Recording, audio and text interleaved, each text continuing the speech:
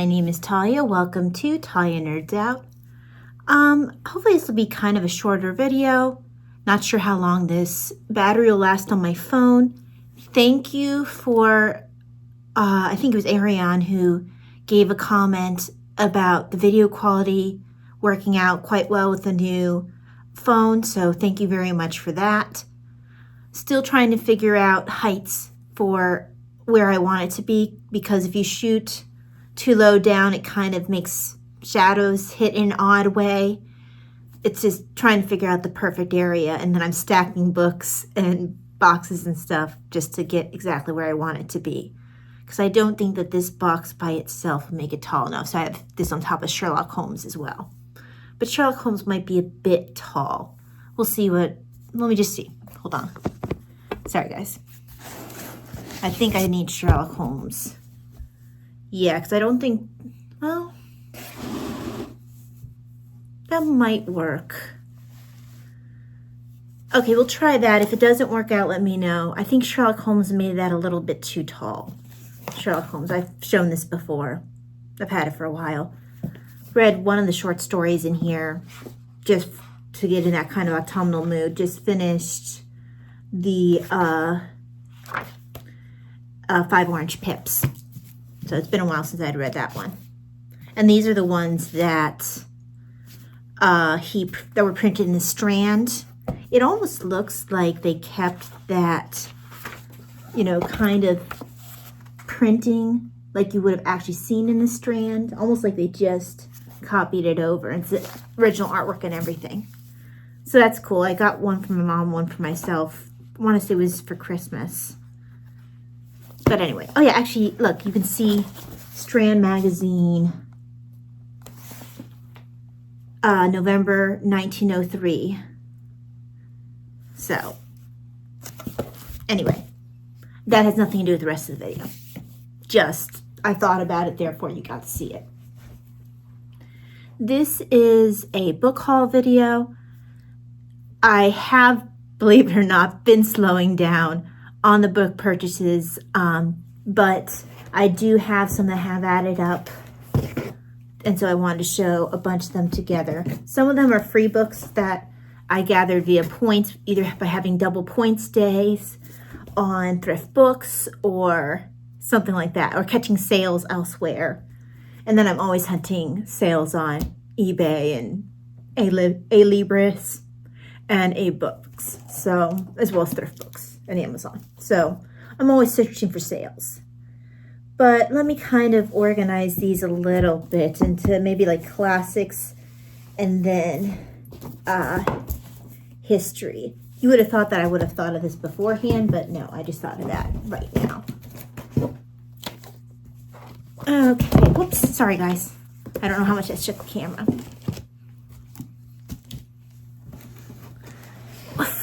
Yikes, this one's heavy. All right, so we're going to start with the heavy book. This is Masters and Pupils. And I had to keep looking at it because I'm not used to working off of the iPhone, so it flips the text around so I can't see what it says on the screen, unlike when I'm working off my laptop, so I need to turn around so I can look at it. So Masters and Pupils, the artistic succession from Perugino to Manet. Actually, I think these are supposed to be French painters, so I probably said it wrong. Let's see.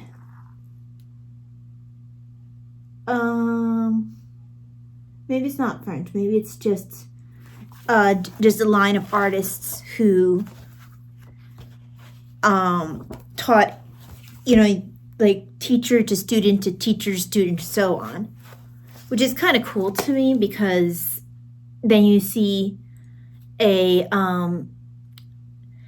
sort of a succession, and well, they say succession right there. You see how the style develops through, from the teacher through the students, just through the ages, which I think is kind of cool. From what I understand, a lot of the art world even now is about who you know, who you train with. That's why I think that some of, I mean, it's not like it's not, it's why some of these modern artists are able to kind of get some of the traction. It's about who you know, who you train with. Because, I mean, honestly, a lot of them just can't hold a candle to the artists from here. I mean, this is, oh, that's nice, a Raphael sketch. I'm not sure how well you can see that there. David and Goliath. But, hang on, that's just, this is Natwer, I don't know how to pronounce the painter's name, but that's beautiful. This is kind of an awkward book to position because it's so big.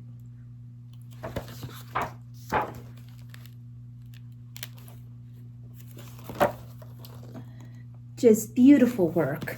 So I look forward to looking through this. Oh, this is the one I wanted to show. This was Paul de la Roche, Descent from the Cross. And I've never seen one quite like this. Usually you think of the Pieta, the statue. But this is the same scene, but done quite differently. And I absolutely love it. But I look forward to going through this in greater detail. I really had to wait for this one to come down in price because it was really hard to find a decent price. But once I found it, I had to snag it. Okay, then this one came from a Princeton sale. I got it for 70% off. It was actually a really good deal. I don't think I still have the receipt to tell me how much I spent on it. But this is about Ravenna, capital of empire, crucible of Europe. It looks like this author's also written several other books that I might be interested in, but I will do this one first. So this is Judith Herron. And I don't know a whole lot about Ravenna. It sounds very interesting. I love all the pictures that are in here. And she spaces them out. So they're not all just like in the center of the book, like sometimes you'll find in history books. She just has them nicely spread out. So it's like every time you kind of be like, oh man, it's been a while since I've seen a picture. What I also like about it is if she lines it up with what she's talking about, it means that you won't necessarily have something spoiled in the pictures that it's coming on later. Like, I'm reading The Great Bridge for the David McCullough read-along. And one thing I noticed is in the center of The Great Bridge, you have all the pictures. Well, in one or two of the pictures, it provides information in one of the major players, about one of the major players, before it happens in the actual text.